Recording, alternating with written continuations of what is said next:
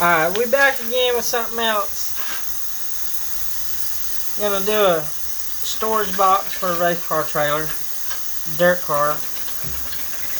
Cut some of this 14 gauge square tubing up. And the chop saw. Getting it chucked in there, getting it straight, getting it ready.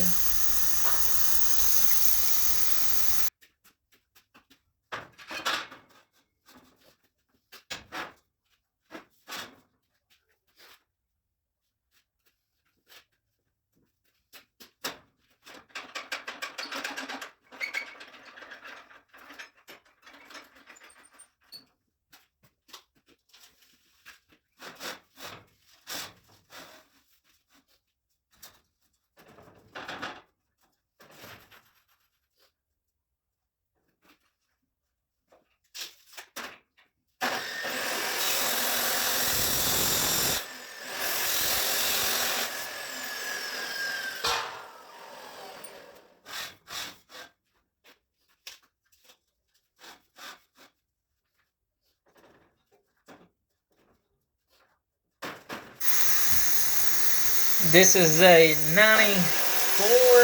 96 model chop saw from DeWalt.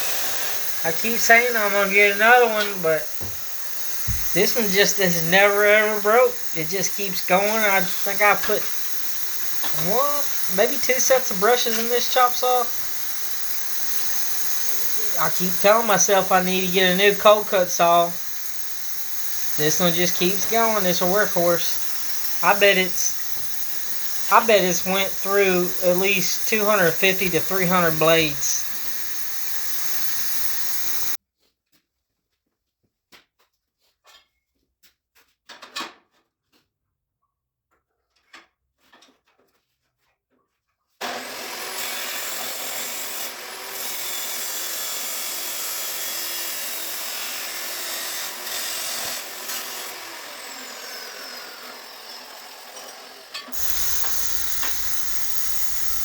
Cutting all these 45s after I cut them straight because my saw is tacked to the table. I can't turn my saw on. That's another reason I probably need to get another saw. Just keep one on angle cuts and one on straight cuts. Sure would make it a little bit faster.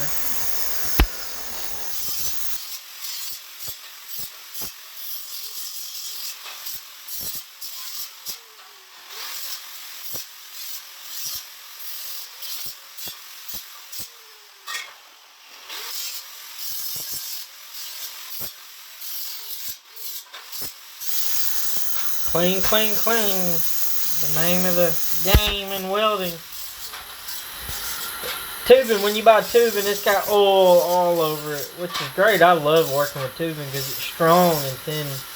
Thin material is pretty strong. But it has so much oil all over it, it gets on everything.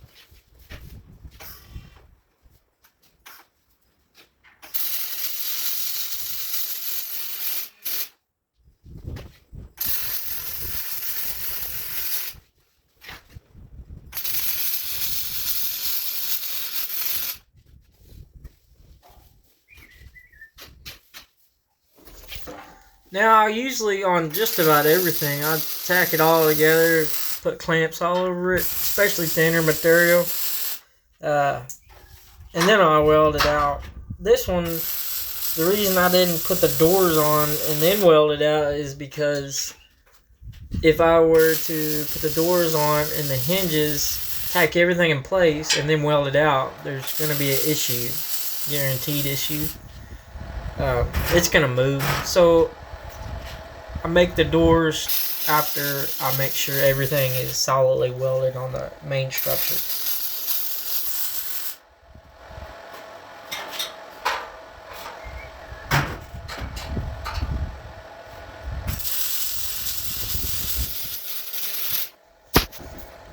Now, you probably can't notice in the video, but I did made a boo-boo. Right there on the bottom, not the bottom, the bar right there. I'm fixing to weld on that one right there. That one, there's two lines. There's a center line, and then there's a bottom line to the tubing. And I went off the bottom line, which is supposed to be the center line, and I welded that sucker. And when I got done, when I was smoothing the outside welds off, I noticed something wasn't right because the measurements wasn't right on. And that's what it was. I caught it. It's a good thing, you know, everybody makes mistakes. What you need to look for is someone who will correct the mistake. You know, there's always problems, especially with welding, you know, stuff like that. Nothing's perfect. But what you do, you strive for perfect. And, you know, you end up pretty good in the end.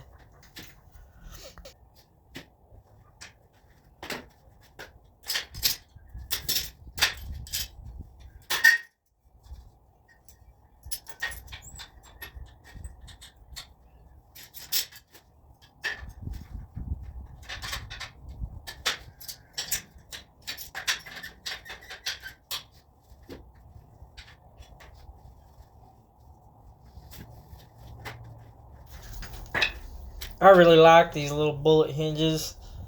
As long as you don't, you know, put huge amounts of pressure on them and keep them greased, they're always good. I've never had a problem. Now, I've had problems with the smaller ones that when you don't weld them, you know, vertically, you have to step up to a bigger hinge when you weld them horizontally because it's a lot of leverage and pressure pulling on something horizontally. Now, all the way around this door, there's a gap.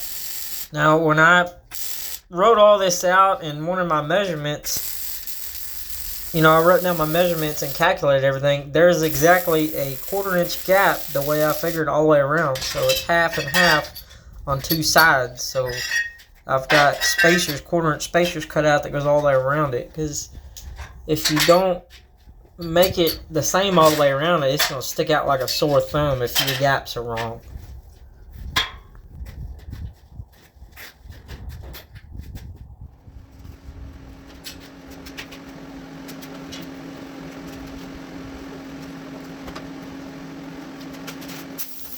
Alright, now some more plasma cutting. I'm going to cut a sliding shelf. Let it go inside this thing. You can push back and forth. Throw quick things in. Push it out of your way. People seem to like these sliding shelves. I guess they're super handy when you got to push them back and forth out of the way real quick like.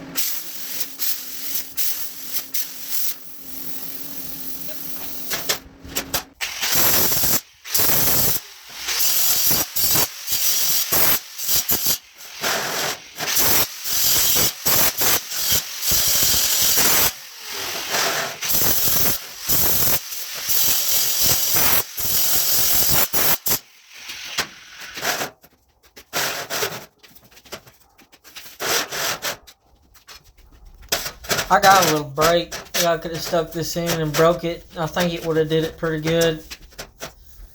By the time I dig it out and drag it to the center of the shop to use it, I done had this done knocked out. So I decided not to.